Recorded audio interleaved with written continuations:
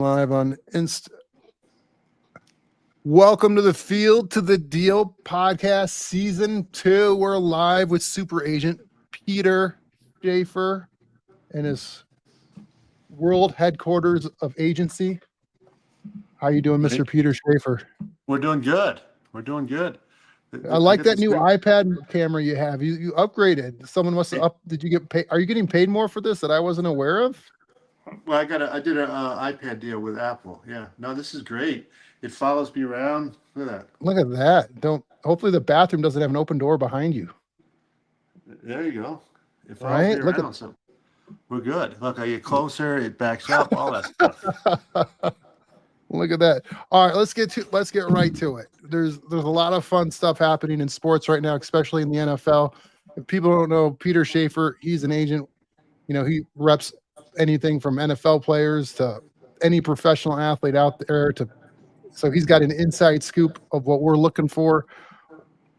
I was thinking about it, Peter. I was like, we're like the sports radio for people that are tired of sports radio.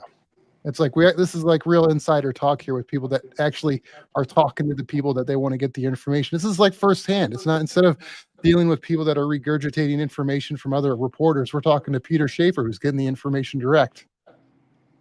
Well, you like to think so, and we like to think so, but everything is about, who's telling the truth, and are we getting the truth? All agents think they are getting the truth. Some, I think, I like to believe with my relationships with teams and general managers that I get lied to less than other people. That's fair. I'm comfortable with that. That's fair. That is perfectly fair. We're out there right now here on YouTube, Facebook, Twitter, or X, whatever they call it these days. I can't keep up. Should I retweet? Where's it's on my Twitter account. I'll tag you on here, Peter. There you are. I'll tag you on it. First one of the season, so getting some of the dust and cobwebs off the equipment here. Question for you. I'm going to start right off with you, Peter. By the way, CJ Anderson, he's coming back later this year. He's on assignment right now. Same with Scott. They'll all be jumping in from time to time. But how much are the Broncos going to win the Super Bowl by this year? I think it's going to be I think the spread will be 8 and they'll cover. Okay. Is all the hype with the Broncos that we're hearing this year, is it hometown hype, or are we just is it there or not? Are we a legit playoff Super Bowl contender? Well, as an agent, I'm not a hometown. I've got 32 hometowns, and I have a very sophisticated calculus for determining who I root for, and all based upon the clients I have, whether it's coaching clients, player clients, how much they need to win, how does it affect their contract. All kinds. It's a huge calculus. You have to go through this huge Excel sheet. Do you take a college class for that calculus course? Yeah, this is an advanced college class. Okay. And so, with that being said, I think the Broncos. Washington Post called the other day, and they want all these agents to give their predictions. I think the Broncos have the best defense in football. Yep. And as long as the offense can perform at the same level as last year. They don't have to do better. They don't have to crush it, any of that stuff. They just have to do the same level as last year, and they're going to be just fine. Now, speaking of defense, we're going to change teams just for a moment. But if you were the Broncos GM, would you have traded 2 first-round picks and like a 30-year-old starter for Micah Parsons? Well, it all depends. If you're the Broncos, no, because that's a position of depth for them. The issue always is going to be when you have a young player and you're going to pay him at the top of the market. At $40 million a year, now all of a sudden you're giving up 2 ones. One's going to be worth, if they're picking 31, 32, it's about a $2 million a year deal. So you're going to get this great player for 4 years at $2 million. So now you're losing 2 of them. Trading another veteran for a veteran, that's just basically a way to manage the cap. It's like an NBA, in order to bring in Rob Lazy and his $25 million salary, we need to create cap room. So that was just a cap room deal. The question is also then with a player, and if he gets that money, is he going to perform to that level? The Rockies are dealing with it right now with their first baseman too. They gave him all that money, and he can't play dead in a Cowboy Western. Yeah, no, let's leave the Rockies alone for now. We was having a good day here. So But we're not going to get any ratings by talking Rockies. the only way I like talking about the Rockies is because I make money and because I bet for them to lose every day. And so it's been a profitable year, Peter. Profitable year. But going back more to the Broncos, we were talking about like rooms of depth. Bo Nix, second year. Do you believe in the quarterback sophomore slump?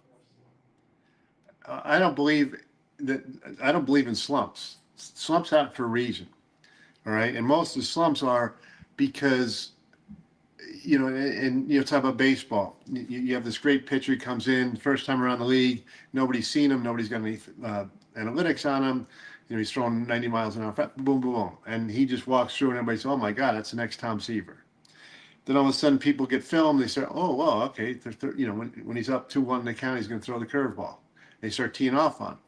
So the question isn't whether it's a slump. It's whether the teams are going to be able to scout. And it's not just Bo Nix. It's Jaden Daniels and Caleb Williams, all these quarterbacks.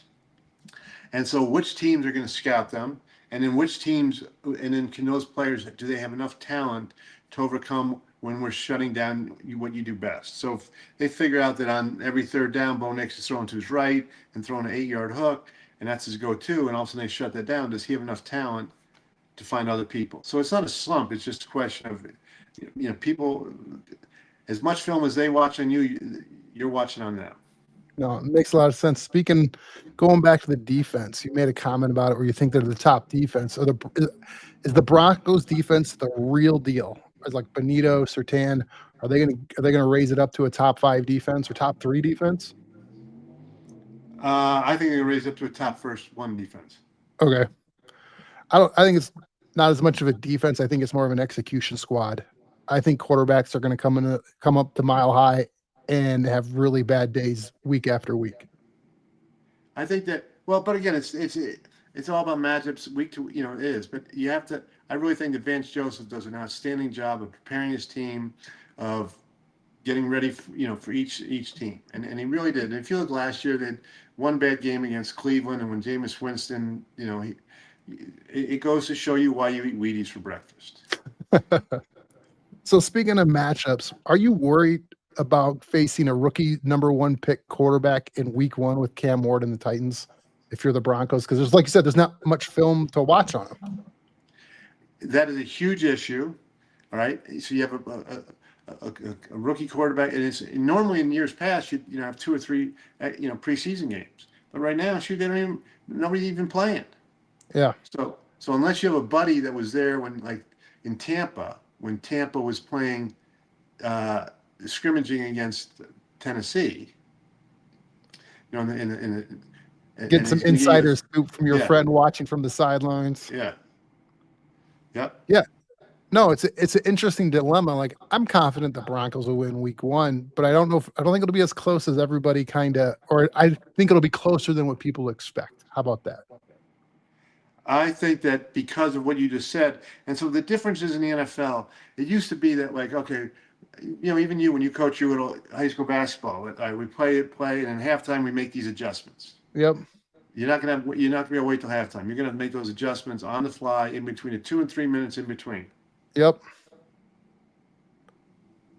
Are you getting a deal done right now while we're talking? I feel like you're getting a deal done. You're always getting deals done. We got stuff. I'm multitasking. We got a bunch of stuff. That's why I hate Zooms, because they're like, they don't think I pay attention. I'm like, no, I pay attention. I just can't just pay attention to one thing. No, I can appreciate that. Like when you finally sit down at 11 o'clock at night to go watch your Netflix show, I'm guessing you're also, whether playing a game on your phone just to keep yourself stimulated while you're watching whatever supernatural show on Netflix to sort of, decompress for a few minutes before you sleep for 3 hours. Well, no, it's that right there. That's GM calling right now, but we'll get back to him. Hey, you know what? We got Peter Schaffer over in NFL GM. Look at us. Well, but sleep for 10 minutes. 3 hours. That would be a good night's sleep. I tell people all the time, I just sleep faster than most people.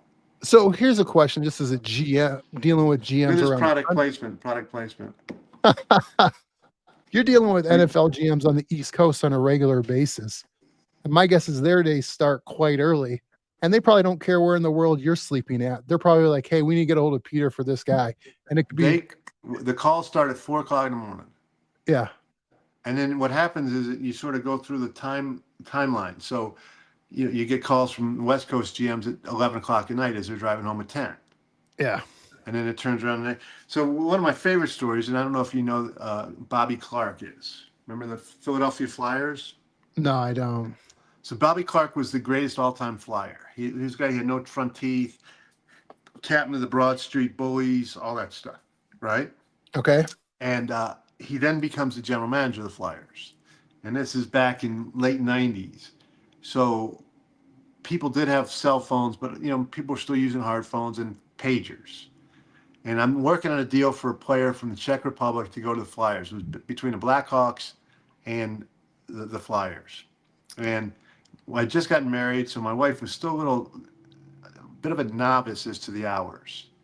All right. And so 5:30 on a Saturday morning, I think it was Memorial Day, so it was even a holiday weekend. The phone rings, and Allison comes into the bedroom, and I mean, steam's coming out of her ear. Who the F is this Bobby Clark? And why the F is he calling us on a Saturday morning? And I'm like, Allison, first of all, that's Mr. Clark to you. I mean, he's in the Hockey Hall of Fame. You're going to treat him with respect and then apologize to him and bring me the phone because we have a deal to do. And what's up? And no concept in Bobby Clark's mind that I was in Colorado, that it was 5:30 in the morning. It was Saturday of a holiday weekend. We had a deal to do. Yeah, no, that makes perfect sense. So it's Friday night coming up here. It's Friday. I'm sure no, here it is. watching. Here it is, Rob. Our long national nightmare is over. I Football know. is back. It's you can smell it in the air out here in Colorado. It's already even a little bit cooler out there. I went for a jog already this morning. Actually, I wore a little light jacket. I'm like, oh, it's actually no, but football is back. Last night, I mean, we had the TVs going. We had Wisconsin. We had Nebraska. Big upset, Boise State tonight.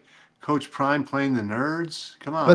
That's what I'm talking about tonight. Like CU starts it off again. They're Georgia Tech's favored by 4.5 coming in here to Boulder. What's your thoughts on season 2 of Prime and CU? But it's just like Boise State yesterday. You can't have any thoughts because the roster turnover on both teams has been so dramatic.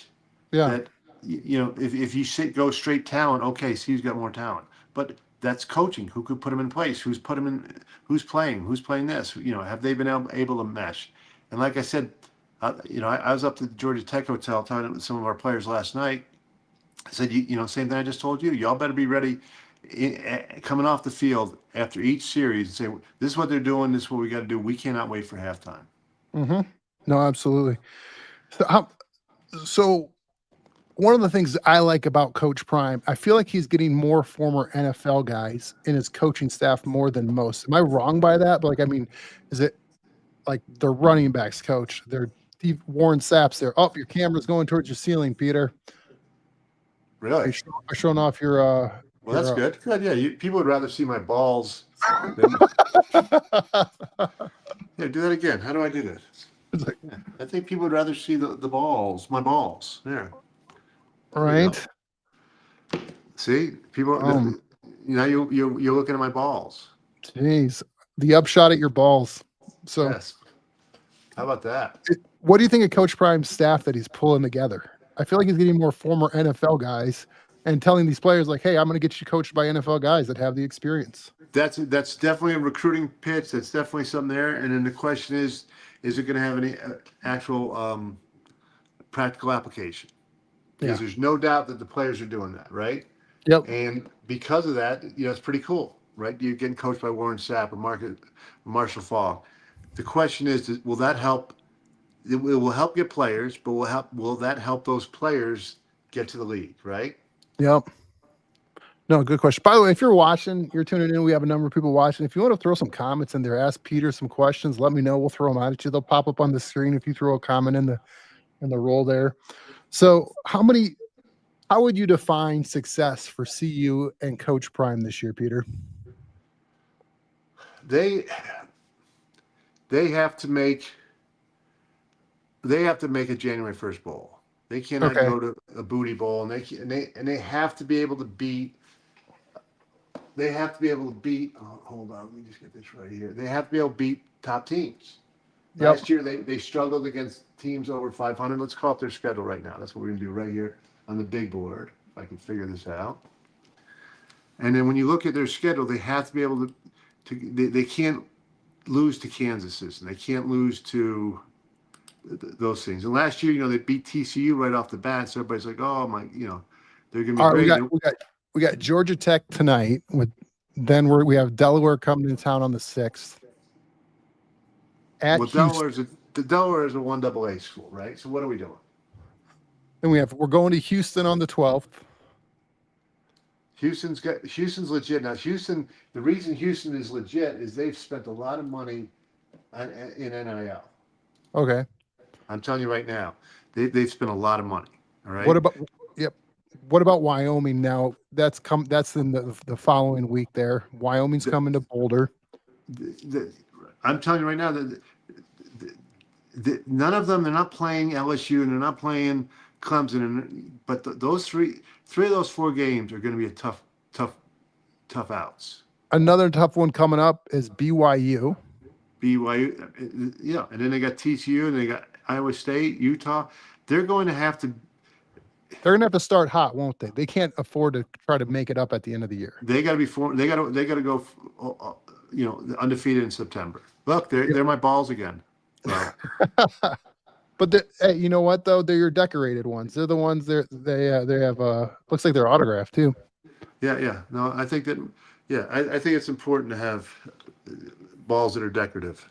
Absolutely. So more college football this weekend. We'll dive more into CU as the year goes on. It's kind of like without having college preseason. I mean, the Georgia Tech game tonight will be the most interesting one of the games tonight, in my opinion. To take a look at, I'm probably biased because I want Coach Prime and CU to do well. Other big weekend college football games. This is like the greatest weekend. Normally, you do have like Illinois versus Western Illinois and all those games, but when you look at the top 25 games this weekend, you got 1 versus 3 in Texas, Ohio State. Syracuse plays Tennessee in the Battle of Oranges, right? Right. Alabama, Florida State. That's a huge game. Clemson and LSU. Yeah. I mean, there's some legitimate freaking great games to watch. Georgia State playing Ole Miss. Come on now, let's go. So Texas, Ohio State. What are you like, Archie Manning? What are you looking for? The thing about Archie Manning is that he's been raised so great that he's not sitting there saying I'm going to the NFL. He's going to play football, and I think that his grandfather. I mean, you can't argue that Archie Manning does not know how to raise quarterbacks. That's a true statement. I have no idea, but the camera's moving again all by itself. It's AI. It's the future. Yeah, look, I move it down a little. It moves here. Okay. That's awesome. So I do think that, right. And then the question everybody's going to say, is he going to come out? Is he going to come out? I don't know. I have the scouting lists of, all these scouting lists. We have 1,000 players, and they've rated players from 1 to 1,000. And I guarantee you, at the end of the year, it's going to look nowhere what it looks like right now. No, it always changes the time. There's always a quarterback or a player that you don't think of that's, a top 10 pick or even a first-round pick that just shows up and or shoots up the ranks. So speaking of that, what I'm really curious to see is Jeremiah Smith, the wide receiver for Ohio State, and how he does against Texas for his second season. He's a dude. Man. No, he's a dude, and he's going to have to wait another year to come out, but he's probably the highest paid non-quarterback in football right now. So he'll be fine. Yeah, I'm incredibly curious how that will work out. So what game are you most excited about? If you said, hey, you're going to make sure you're sitting there with your popcorn and watching a game this weekend, which game aren't you missing? Well, no, we're watching games where we have players, so it doesn't have to be the fan games. We're watching all games. Okay. I'm looking forward to the Knights game, and then the first thing tomorrow with the Texas Ohio State game. After that, I'll be flipping through, but those are the games I want to see, don't want to miss. going back to the first-year quarterbacks, what did you think of the Sanders slide in the draft and, him landing as QB3 here for the Browns? So what happens, Rob? It looks like whenever I look down to my phone, the camera goes up, and then when I look back, so it must be following my eyes. This sounds what something like Tim Cook would do. Yeah, I think that things happen for a reason. I've said it before. I think that every player that goes into the draft process is going to have issues. Every player is going to have, okay, let's work on this, let's work on this. And this is what an agent does. We help navigate, we help land planes, we help figure out what the thing is. He didn't have an agent. And I do really, I'm obviously an agent, I'm biased, but I really know the value that quality, and there's a lot of them, it's not just me, that bring to the equation. And I think that we could have helped that and then help manage, this whole process for him, because the talent is undeniable. And he's a great kid. I think as someone like you as an agent, similar, don't let me get through my analogy before you hate it too much, but like a real estate agent in a hot market, you may not need a great real estate agent. But when you're going into, sell your house and the house isn't selling, you need an agent that works for you, right? You can't just be like, hey, I'm going to put you in the MLS and wait for people to show up. No, you need someone like you that's on the phone, like, hey, I got a house for you. I got a property for you to look at. No, real estate agents are one off. They have one property they're dealing it. A player like Shador or any one of our players, you never know what's going to happen in a player's day, a player's life, player's whatever. And so these players have to, you have to be prepared for it. And that's what we do every day of the week. We help land planes. Yep. Every day of the week. So speaking of next year's draft, the rumor is that the Browns are they going to march for Arch? What teams are you think are going to kind of let the season slide a little bit to sort of, there's a strong quarterback class with potentially Manning. I don't know if he's leading the way, but it's pretty solid draft class. In the NFL, nobody slides for anybody. I guarantee you, the one prediction I have is that next weekend, that 16 teams that think they're going to win the Super Bowl are going to lose. Okay, that's fair. So nobody's tanking. And Cleveland's not tanking. The Giants, who need all these teams that need quarterbacks. Pittsburgh, they're playing to win because they're not trying to. They're not trying to fatten frogs for snakes and get their get draft capital for their successor. Yeah, no, it makes a ton of sense. So we got a week here before the NFL season kicks off. Anything you can tell us that's going to happen here this week that us normal people should know about, like any insider, any more big trades happening, anything you kind of see on the horizon in the NFL? There could be a couple more big trades. I think that teams are still like, Patriots just released a real prepper today. Things are moving. There's going to be a lot of stuff, and the rosters are not going to be set till Tuesday at 4:00. That's just the score.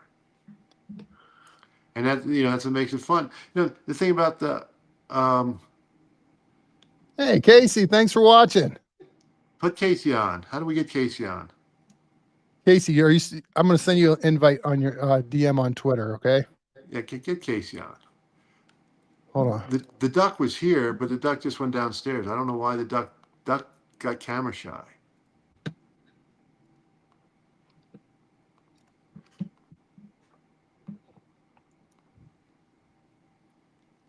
It didn't send for some reason. Try again. Well, if you texted me, I could send it to him. Okay, he should have got it. This one, I sent it. I DM'd it to you on X there, Casey.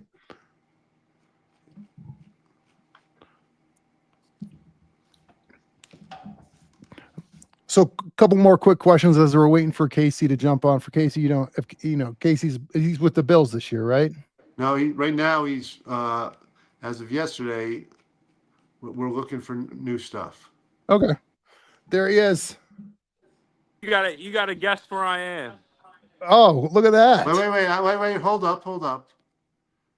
Where in the world? Main Street, Casey Rogers. Main Street, Cortland, New York. I think I'm at the deli. Right. Isn't that Main and Church? It's yeah, my I think so.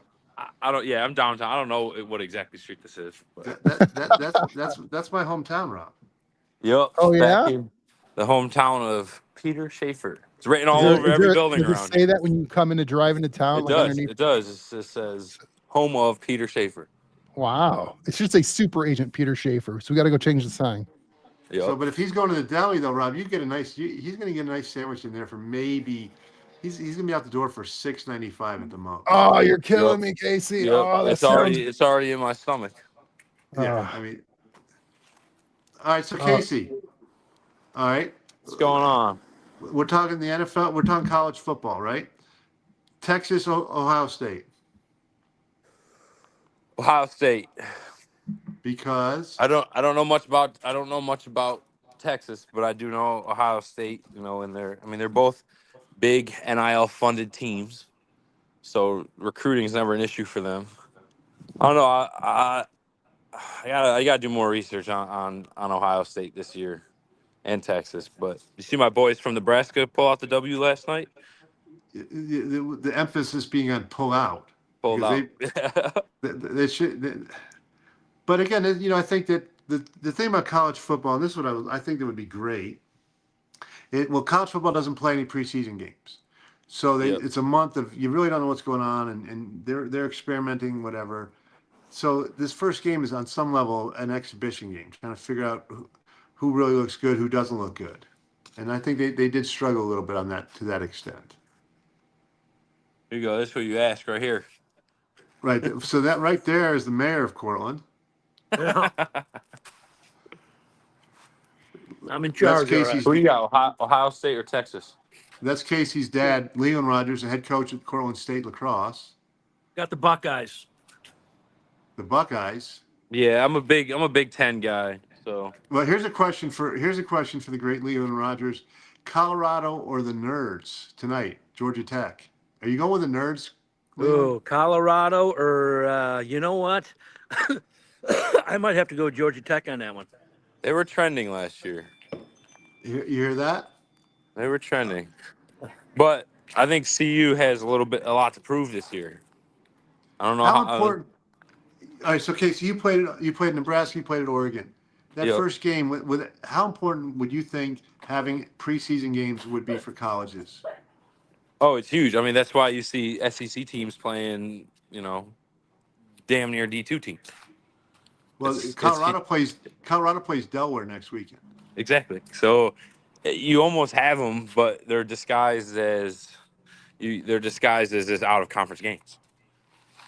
That you could charge full price for. Exactly. And you I can have your starters play for however many drives. I mean, occasionally you get the good old Appalachian State beating Michigan, but still, like you can't.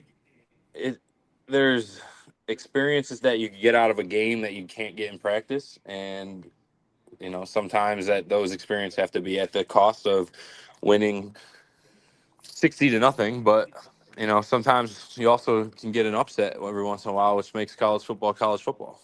hey, Casey, All are right, there so with go NIL ahead. now changing? Are we ever going to see another App State upset in Michigan? I mean, I hope so. But yeah, it makes it a lot harder, right? Because I mean, App State and their donor fund is not going to be as big and as powerful as the guys and the people up in Ann Arbor. It's gonna be weird.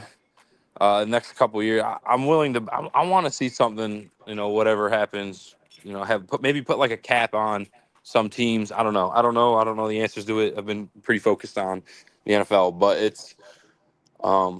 it is crazy, and unfortunately, I think that's going to be the part of college football that might shy away and go away. Is you're going to have your powerhouse teams and your Power Four conference guys, and then you're going to have this, the group of whatever is it still group of five, group of whatever teams that aren't going to be able to compete as much because they don't have the bank account for it. Yeah, no, All right, it'll so be interesting Casey, if the landscape changes.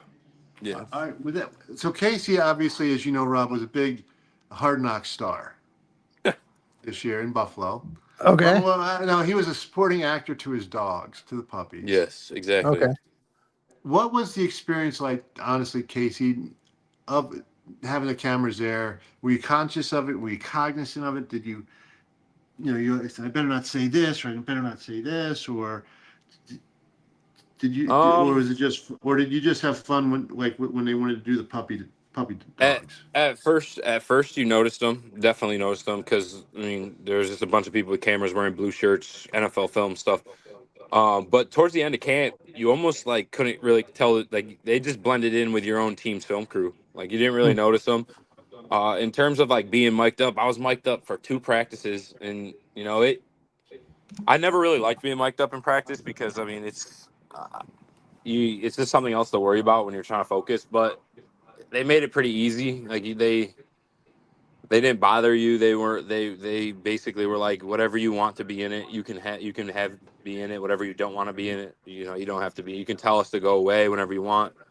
So they made it easy, but basically, you know, it's just fun. After a while, you get used to it and you just start being yourself, and that's kind of what they want. They want to catch you in your raw self. So it was cool. It was fun. It was they stayed out of the way for the most part. The fun part was in meetings. All of a sudden there's these cameras that got installed in the ceilings of each meeting room, and all of a sudden you just start seeing one turn around. You know they're watching you.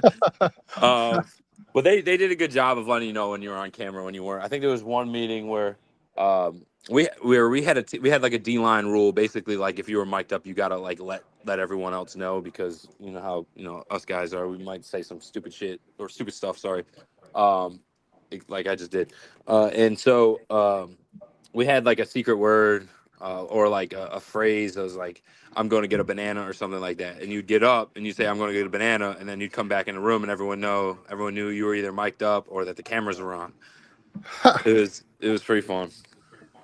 That's fun. That's Yeah. fun. So, how the dogs doing? The dogs are good. You know, they were able to use, and that's kind of why I was happy Hard Knocks got there, because they were able to use Hard Knocks as a way to promote the dogs. There was 25 dogs that came in that day from Georgia, from a kill shelter down in Georgia, and they do it weekly. So they're doing good. Those 3 puppies that were featured on there, they'll probably be adopted by the end of the weekend. They've been promoting the rescue's been promoting them as the dogs featured on Hard Knocks. So people, in Buffalo, anything that has to do with the Bills, people like. So those dogs should have a good home. There are going to be some big girls though. Those dogs, they're Great Pyrenees. They're 15 weeks old and they're about 30 pounds already. So wow, yeah, very cool, very cool. So yep. what are you most looking forward to this weekend with college football? What game are you going, hey, this is a game I gotta watch? I'm excited to see the Oregon. I think it's Montana. Oh, we lost Casey. Well, that's because the internet connection in Cortland is so broad. So as we're There, winding I'm up back. here, Am I Rob. back? There, he's back. Ooh, can you hear me? We're gonna hear you now. Oh, yep, you're back, Casey. Maybe. As we wind up here, Rob, because I got to roll here. Yeah. We're going to finish up with Casey with some predictions for the Super Bowl, and then your predictions, Rob.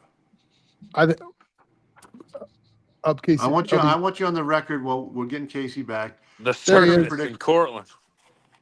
Well, we don't have internet in Cortland? No, it's a new thing out here. They just got it.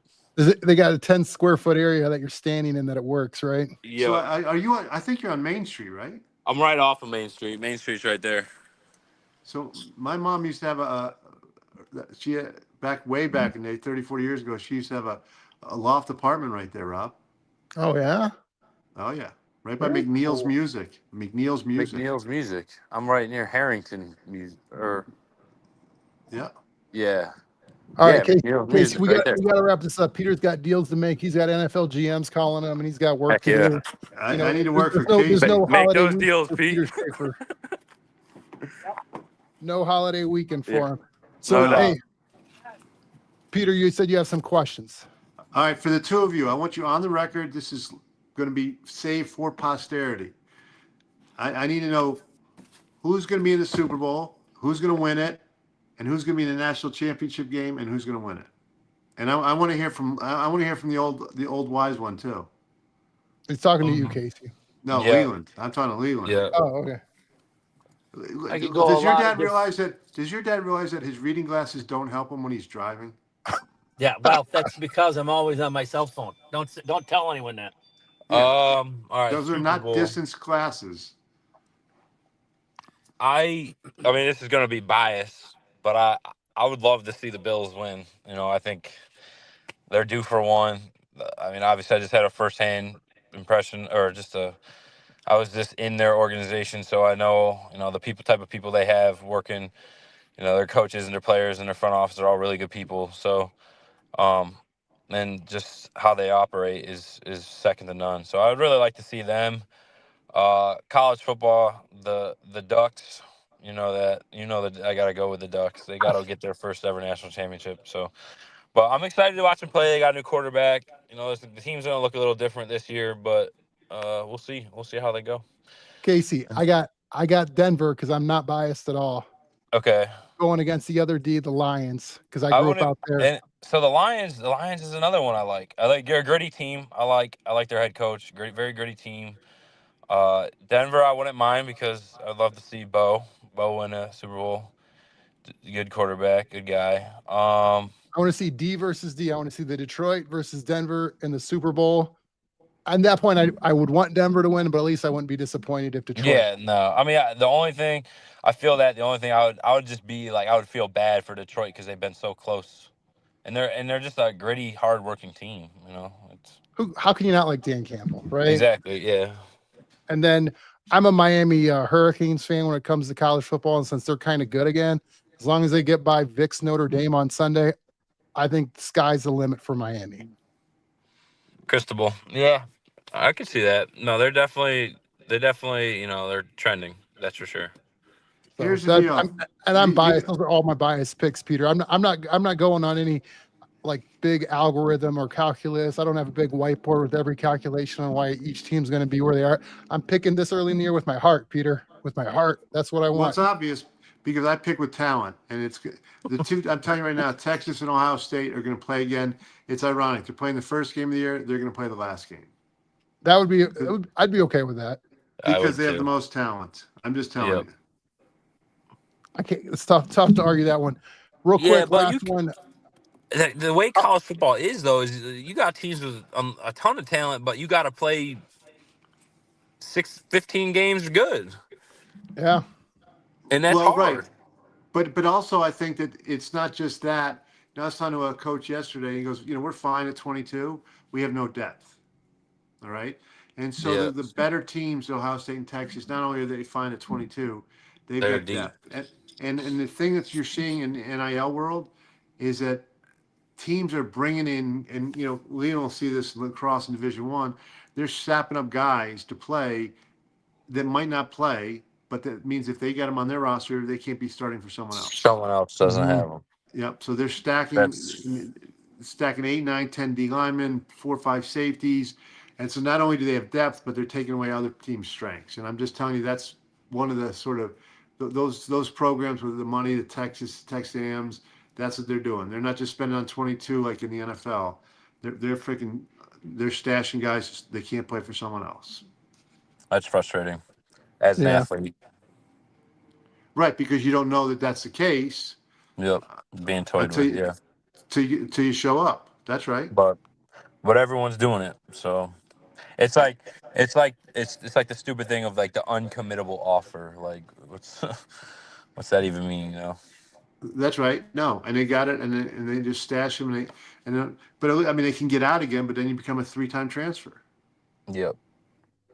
And the scouts don't want that, and then you waste a year because you said it. And at some point, maybe people are going to hold coaches accountable and say this is what you did. But right now, kids are always going to chase that ring and chase the money.